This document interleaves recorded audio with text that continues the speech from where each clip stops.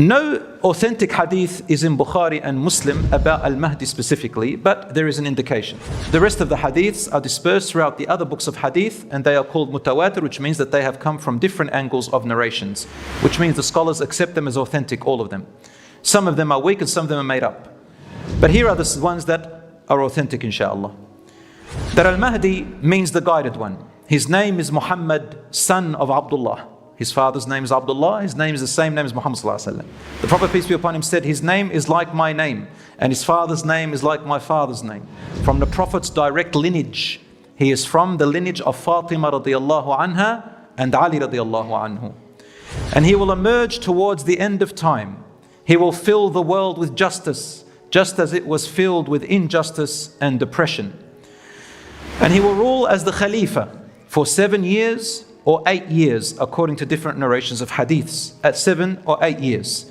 Within that time, he will change the oppression and corruption in the world, especially in the Middle East, from what it is now to become so just and equitable for all people, Muslims and non-Muslims alike.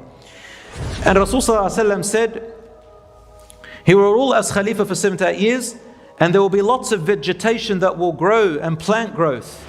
Wealth will increase, meaning there will be economic stability, and there will be economic equality. There will be no poor people anymore. Wealth will increase and blessings will flourish. And the Prophet ﷺ described him, there's so much description, he said, he will have a wide forehead and a thin nose.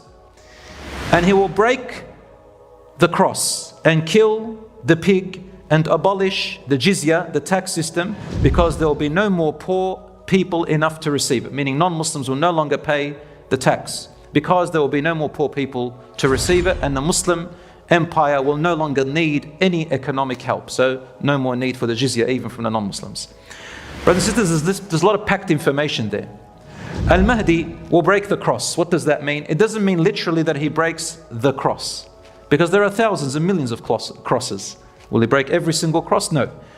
The correct opinion among the scholars is that he will abolish the ancient idea of the Trinity and that Jesus is the Son of God, which is based on the symbol of the cross. The whole idea of the cross is that the Son of God was sent down, who is Jesus Christ, to die for our sin and our atonement, and that he died for our sins, and that the original sin, according to the Catholic religion and others, that the original sin is something that Jesus Christ came to take care of, and then he was resurrected, and so on and so forth, and all of that. That idea, that concept and that belief will be destroyed. How? The majority of Christians, according to the hadiths, will actually repent and follow Isa alayhi salam under the Islam and under the Quran and Sunnah, inshallah. And then what happens? It says that Al-Mahdi will be running away. He won't know that he's the Mahdi. From a place in the east, some hadiths say he will end up in Medina, and from Medina he will run to Mecca. He will not know that he's the Mahdi. He will not know. And he will arrive in Mecca. An army will be following him, also from the east, and they want to kill him, and the earth will swallow them up, or something will happen to them. The ulama will look around in Mecca at him and will know that he is the appointed Mahdi. And Allah subhanahu wa ta'ala will make him righteous and prepared in a very short time. Allah subhanahu wa ta'ala will not waste, there will not be much time wasted. And he will be the leader. Rasul said in many authentic hadiths, he is your Khalifa. He will be your Khalifa. Now of course it doesn't mean there will be no Khalifa before him or a leader. Some Muslims, they wait and they say until the Mahdi comes, and they sit doing nothing.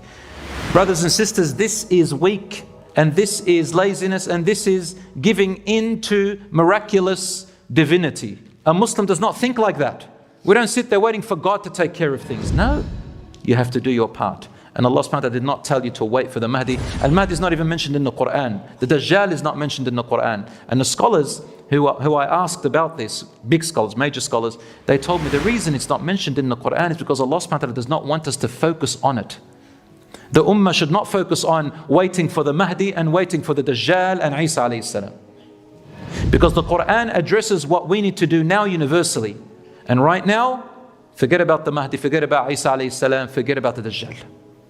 Yes, we are living in a time which is Dajjal, in an adjective word, meaning that we are living in a time of false influence and lies. With confusion. That's called Dajjal. but it's not the Dajjal.